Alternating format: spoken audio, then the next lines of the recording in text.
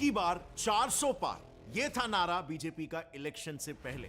और अब हालत कुछ ऐसी हो गई है कि 400 तो छोड़ो, 300 भी पार नहीं कर पाए। सच तो यह है कि इस इलेक्शन में बीजेपी से 5 बड़ी गलतियां हो गई, जिस वजह से बीजेपी इस बार के इलेक्शंस में मेजॉरिटी तक एस्टैब्लिश नहीं कर पाई, जो मेजॉरिटी वो पिछले लास्ट 2 इलेक्शंस में ऑलरेडी आसानी से एस्टैब्लिश कर चुके थे। यानी कि बेसिकली इसका मतलब पिछले 2 इलेक्शंस में बीजेपी को एनडीए अलायंस की एग्जैक्टली जरूरत नहीं थी, लेकिन इस इलेक्शन में पूरी एनडीए अलायंस मिलकर भी सिर्फ 292 सीट्स ला पाई और इंडिया अलायंस 232। सो बहुत ही क्लोज कंपटीशन रहा। लेकिन यार अब यहां पर ना एक बहुत ही बड़ा सवाल I am sure most of the Indians के दिमाग में आ रहा होगा। अस्सलाम वालेकुम। हाँ जी, तो क्या हाल चाल? आई होप कि आप सब ठीक ठाक होंगे। तो अपनी एक और वीडियो में आपको वेलकम करता हूँ। तो वीडियो का टाइटल है जी what went wrong with BJP's 400+ target, Gaurav Thakur. तो ओरिजिनल वीडियो का लिंक आपको नीचे डिस्क्रिप्शन में मिल जाएगा। तो अगर आपको वीडियो अच्छी लगे तो लाइक ज़रूर कीजिएगा, और अगर आप कोई भी वीडियो मुझे सजेस्ट करना चाहें तो आप इंस्टा का या कमेंट सेक्शन का यूज़ कर सकते हैं। तो चलें बगैर देर किए वीडियो को स्टार्ट करते हैं और देखते हैं कि क्या ऐसा गलत हो गया जिसकी वजह से बीजेपी 400 पार नहीं कर पाई। कि 2 दिन पहले तक तो हर एक एग्जिट पोल में यही कहा जा रहा था कि 400 पार नहीं तो बीजेपी एटलीस्ट 350 तो कंफर्टेबली क्रॉस कर ही लेगी। यहाँ पर बीजेपी को यानी एनडीए को यहाँ पर फायदा हो सकता है। 400 से पार भी एनडीए का आंकड़ा जा सकता है। इनफैक्ट खुद ऑपोजिशन लीडर्स तक ये कह रहे थे कि नहीं, बीजेपी 400 पार नहीं कर पाएगी, 350 लेकर आएगी। तो अचानक से इस इलेक्शन ने ऐसा गुगली बॉल कैसे डाल दिया? और सबसे शॉकिंग बात तो यूपी की है, जो राज्य एक तरह से बीजेपी का ही गढ़ है और जिस राज्य में भी 5 महीने पहले ही अयोध्या राम मंदिर की प्राण प्रतिष्ठा की गई थी, इतने धूमधाम से त्योहार को मनाया गया, जिस स्टेट में सीएम योगी जैसे एक स्ट्रॉन्ग फेस है, उस स्टेट में ही बीजेपी का इतना खराब परफॉर्मेंस कैसे? समाजवादी पार्टी जो सिर्फ एक स्टेट पार्टी है, उसको बीजेपी से ज्यादा सीट्स आखिर कैसे मिल गए? अब ऑन दी अदर हैंड, एक तरफ बीजेपी का ये परफॉर्मेंस चल रहा है, दूसरी तरफ कांग्रेस का परफॉर्मेंस काफी सरप्राइजिंग था। लास्ट इलेक्शंस में तो कांग्रेस पार्टी ऑलमोस्ट खत्म होने के कगार पर आ गई थी। उन्हें सिर्फ 52 सीट्स मिले थे, जो कि इतने कम है कि वो लीडर ऑफ ऑपोजिशन भी नहीं बन पाए थे। लेकिन इस बार सबका प्रेडिक्शन ये था कि कांग्रेस के सीट्स और कम होंगे, बट कांग्रेस ने डबल सीट्स ला लिए, 99 सीट्स। सो डेफिनेटली मेरे हिसाब से बीजेपी की तरफ से कुछ मेजर ब्लंडर जरूर हुए, और हमारी रिसर्च के हिसाब से 5 ऐसे ब्लंडर्स हैं जो बीजेपी बहुत ही इजीली अवॉइड कर सकता था, लेकिन फॉर सम रीजन उन्होंने इस पर ध्यान नहीं दिया। So let's get right into it. Mistake number 1, ignoring RSS. सबसे मेजर और पहला रीजन आरएसएस को ही इग्नोर करना। अब हर कोई ये जानता है कि आरएसएस मतलब बीजेपी और बीजेपी मतलब आरएसएस। आरएसएस बेसिकली बीजेपी का आइडियोलॉजिकल विंग है। इसी आरएसएस ने ही बीजेपी को बैक करके उन्हें शुरुआती 1984 के इलेक्शंस में 2 सीट्स भी दिलवाए थे और पिछले 2 टर्म्स में 300 सीट्स की मेजॉरिटी तक भी पहुंचाया था। बीजेपी को एक पार्टी बनाना, उसमें टॉप लीडरशिप जैसे अटल बिहारी वाजपेयी, नितिन गडकरी और इनफैक्ट नरेंद्र मोदी को भी खड़ा करने में आरएसएस वर्कर्स का एक बहुत ही बड़ा हाथ रहा है।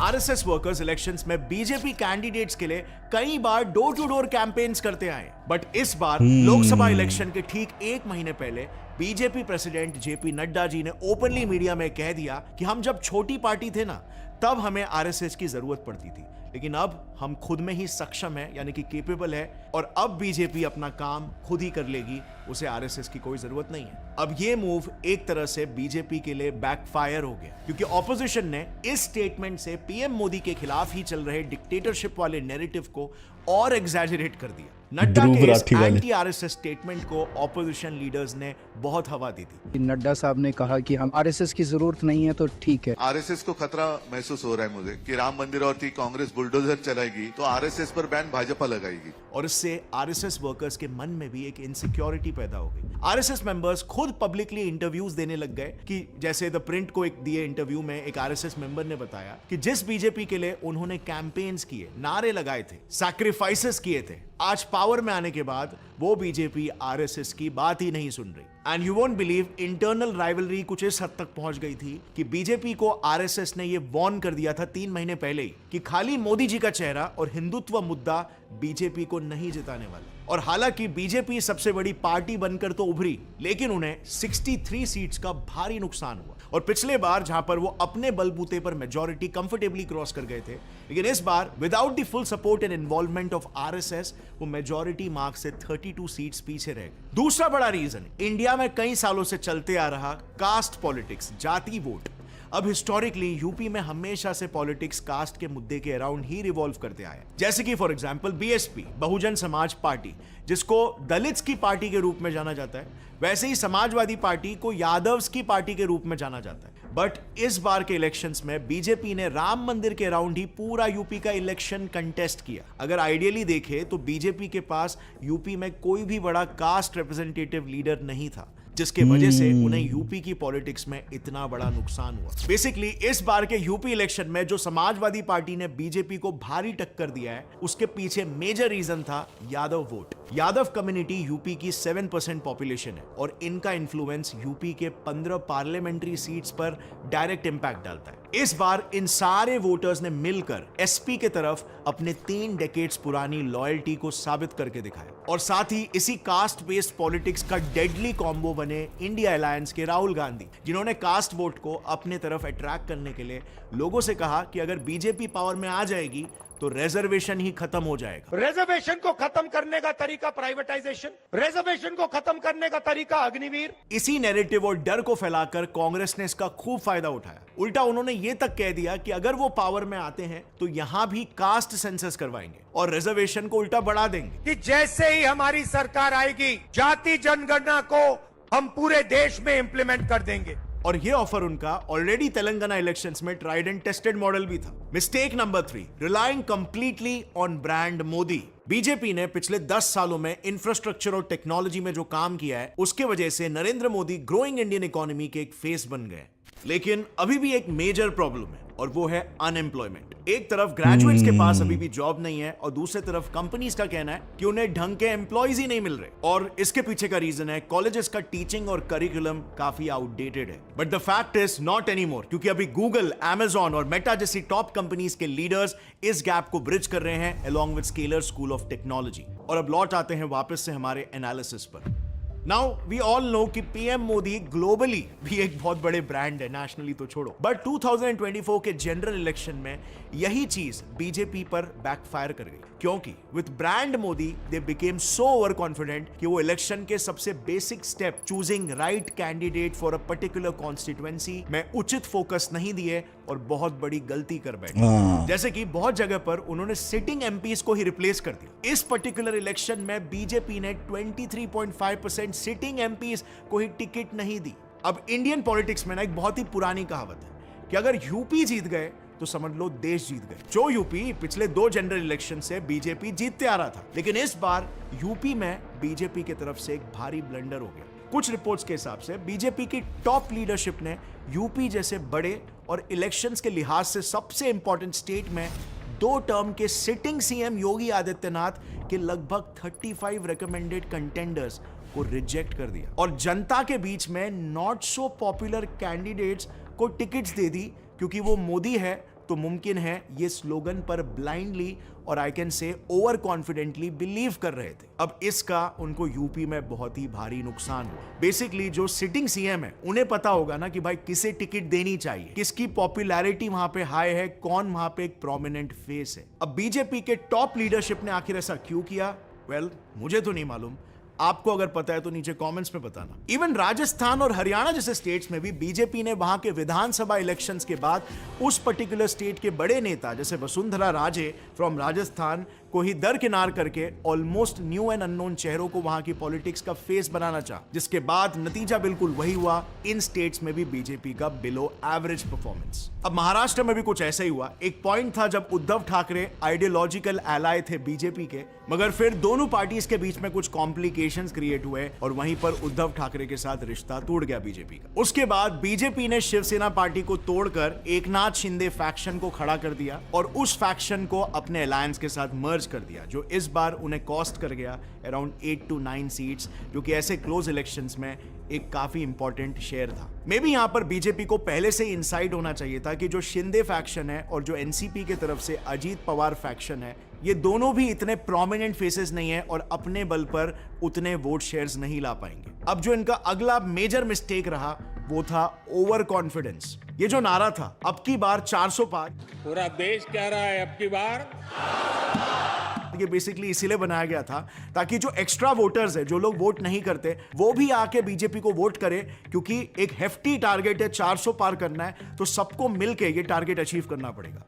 बट देखा जाए तो यही स्लोगन यहां पर बैकफायर हो गया, क्योंकि इससे बीजेपी के सपोर्टर्स और वोटर्स एक तरह से बहक गए। इस बार के इलेक्शंस काफी लॉन्ग स्ट्रेच थे, जिसके वजह से वो पूरे 44 डेज तक चले, वो भी 50 से 52 डिग्रीज के टेम्परेचर और हीट वेव्स के बीच में। सो ऐसे में larger than life brand Modi और अब की बार 400 पार के ओवर कॉन्फिडेंस स्लोगन की वजह से मेजर बीजेपी वोटर्स ने यही सोचा कि बीजेपी तो कंफर्टेबली जीत रही है ना, हमारे एक वोट से क्या ही फर्क पड़ जाएगा, और इस वजह से काफी सारे वोटर्स गर्मी के वजह से वोट ही देने नहीं गए। Voter turnout has been affected because of the extreme temperatures, with the election authorities extending voting timings and asking people to protect themselves against the extreme heat. और इसीलिए काफी सारे लोगों के ये भी सजेशंस थे कि अगर ये इलेक्शन फेब में होते ना, तो ओवरऑल ज्यादा वोटर्स वोट करने के लिए कंफर्टेबली आ पाते। और यही ओवर कॉन्फिडेंस अगर देखा जाए तो बीजेपी के अपने कैंपेन में नहीं, बल्कि एक दूसरे तरीके से भी उनको हर्ट किया, जो था under estimating the opposition, particularly Rahul Gandhi. Now we all know BJP ने राहुल गांधी की इमेज एक मीम मटेरियल की तरह बनाने की पूरी कोशिश की थी, जो कि पिछले कुछ इलेक्शंस में सक्सेसफुल भी रहा। लेकिन आई पर्सनली थिंक कि शायद राहुल गांधी की ऐसी इमेज बन गई कि बीजेपी खुद ही उसे सीरियसली नहीं लेने लगी, और नतीजा उनके इलेक्शन स्ट्रैटेजीज को भी अंडर एस्टिमेट करने लग गए। और अगर ऑब्जेक्टिवली देखें तो ऐसा लग रहा है कि राहुल गांधी की जो भारत जोड़ो यात्रा थी वो एक्चुअली में इफेक्टिव साबित हुई। वो आम जनता के बीच में राहुल गांधी की इमेज को री इन्वेंट कर पाई। कोई शक्ति इस पदयात्रा को नहीं रोक सकती, क्योंकि ये पदयात्रा हिंदुस्तान की आवाज है। इनफैक्ट एक तरफ से कांग्रेस पार्टी को भी लास्ट इलेक्शंस में कांग्रेस सिर्फ 41 सीट्स पर ही सिमट कर रह गई थी, लेकिन भारत जोड़ो यात्रा में राहुल गांधी ने 150 दिन में लगभग 100 कॉन्स्टिट्यूएंसी से होते हुए 4080 किलोमीटर का फासला तय किया। और इसके बाद इस बार के इलेक्शंस में कांग्रेस ने अपने सीट्स को डायरेक्टली डबल कर दिया। लेकिन इसी दौरान बीजेपी ने क्या किया, बीजेपी ने भारत जोड़ो यात्रा को सीधा डिसमिस कर दिया कि इससे कुछ नहीं होने वाला, ये अनसक्सेसफुल है, और इसे सीरियसली काउंटर करने के लिए कोई खास बड़े लेवल पर कदम नहीं उठाए। सिर्फ कुछ राहुल गांधी के पैरोडी वीडियोस बनाए जिसमें दे वर क्लेमिंग कि कांग्रेस खत्म। यूनियन ऑफ डिवाइडेड फिंगर्स ही मेरी पार्टी का निशान भी है भैया, जिसका नामो निशान मिटने वाला है। Now the question over here is, was this really enough? ये यात्राएं आज से नहीं बल्कि हिस्टोरिकली ही काफी सक्सेसफुल रही है। इनफैक्ट बीजेपी का खुद का ही एग्जांपल ले लो, उन्होंने 1990 में रथ यात्रा निकाली थी, 1991 में एकता यात्रा निकाली थी, इवन खुद मोदी जी के 1987 अहमदाबाद इलेक्शंस का एग्जांपल ले लो, जिसमें उन्होंने अटल जी से अहमदाबाद में यात्रा करवाई, जिसके बाद आज तक बीजेपी गुजरात में हारी ही नहीं है। ये रही बीजेपी की चौथी बड़ी गलती। देखो, बाकी पार्टी जैसे कांग्रेस और आम आदमी पार्टी ने सोशल मीडिया इन्फ्लुएंसर्स को बहुत ज्यादा लेवरेज किया। कांग्रेस की यात्रास को कामया जानी, समदीश जैसे कई इन्फ्लुएंसर्स ने कवर किया और उनके थ्रू कांग्रेस ने अपने मुद्दे लोगों तक पहुंचाए। ध्रुव, रवीश, अजीत अंजुमन जैसे यूट्यूबर्स ने कांग्रेस और आम आदमी पार्टी के नैरेटिव को फुल फ्लेज प्रमोट किया। कई लोगों ने ओपनली ये कहा कि मोदी डिक्टेटरशिप ला रहा है और इसीलिए जितने लोगों को हो सके मेरा वीडियो दिखाओ और उनसे कहो कि बीजेपी को वोट ना करे।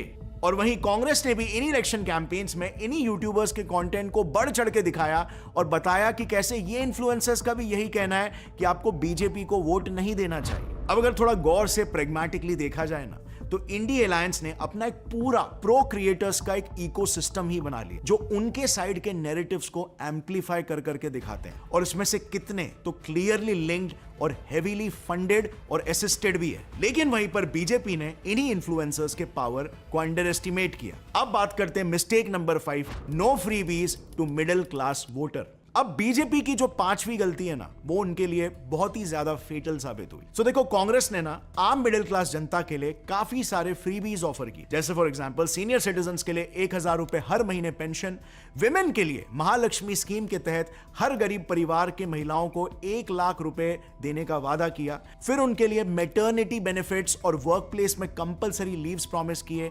8,500 रुपए हर महीने, पहली तारीख, खटाखट खटाखट खटाखट खटाखट खटाखट अंदर। दूसरे तरफ आम आदमी पार्टी तो जानी ही जाती है फ्रीबी पॉलिटिक्स के लिए। आम आदमी पार्टी ने भी फ्री वाटर, फ्री इलेक्ट्रिसिटी काफी कुछ लोगों को ऑफर किया। बस फ्री है और आपका पानी का बिल फ्री है, बिजली फ्री है। फ्री सारी चीजें किसको नहीं पसंद। बट बीजेपी ने क्या किया? अगर आप बीजेपी का मैनिफेस्टो ही देखोगे तो उन्होंने वर्ल्ड क्लास इंफ्रास्ट्रक्चर डेवलपमेंट से लेकर गरीबों को फ्री मेडिकल ट्रीटमेंट और राशन देने का वादा किया, लेकिन इस सब में उनके मैनिफेस्टो में मिडिल क्लास पॉपुलेशन के लिए ऐसा कोई भी लुक्रेटिव ऑफर नहीं था। जबकि मिडिल क्लास को अगर देखा जाए तो इंडिया का वो सबसे बड़ा वोटर चंक है, और बीजेपी को तो हमेशा से ही मिडिल क्लास की पार्टी कहा जाता था। लेकिन इसी मेजॉरिटी वोट बेस को उन्होंने इस इलेक्शन में जाने अनजाने में इग्नोर कर दिया, और बीजेपी की इन 5 गलतियों पे final nail in the coffin वाला सिनेरियो क्रिएट किया इंडी अलायंस ने।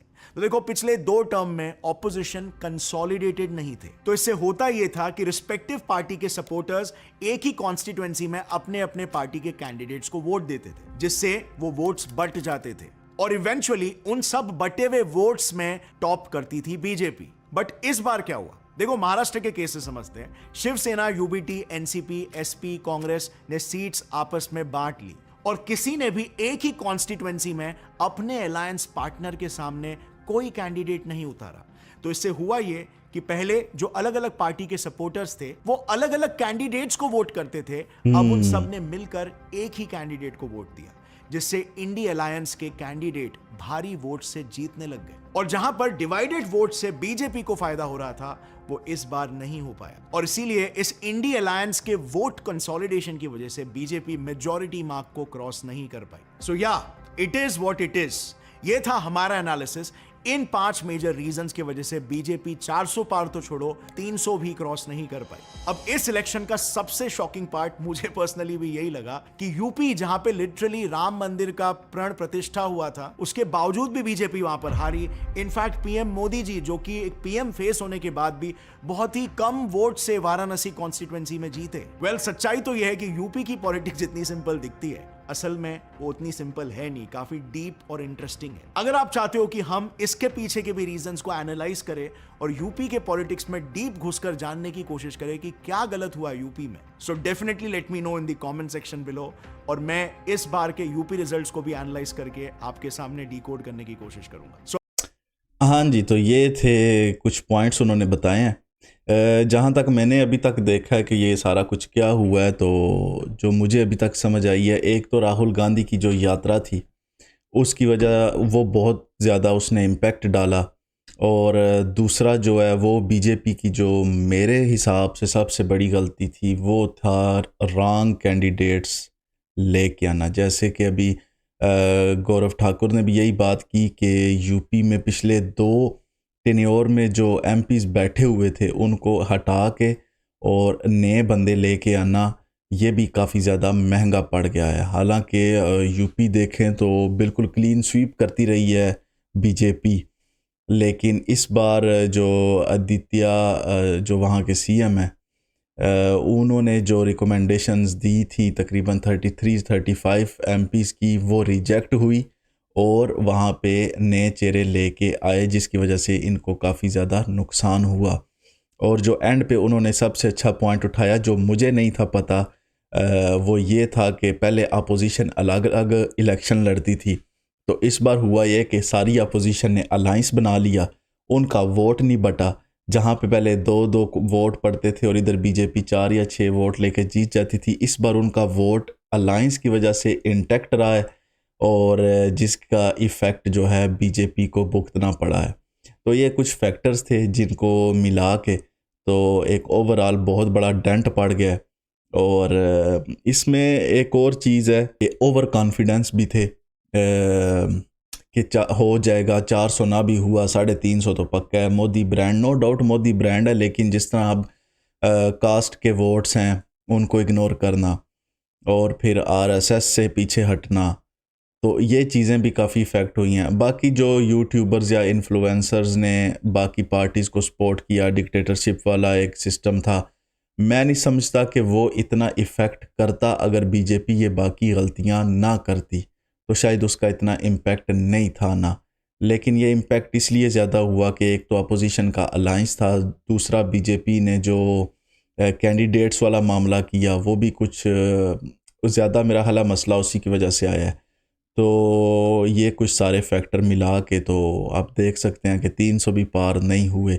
लेकिन फिर भी सरकार जो है वो बीजेपी की है, मोदी जी जो है वो प्राइम मिनिस्टर होंगे, तीसरा टेन्योर है।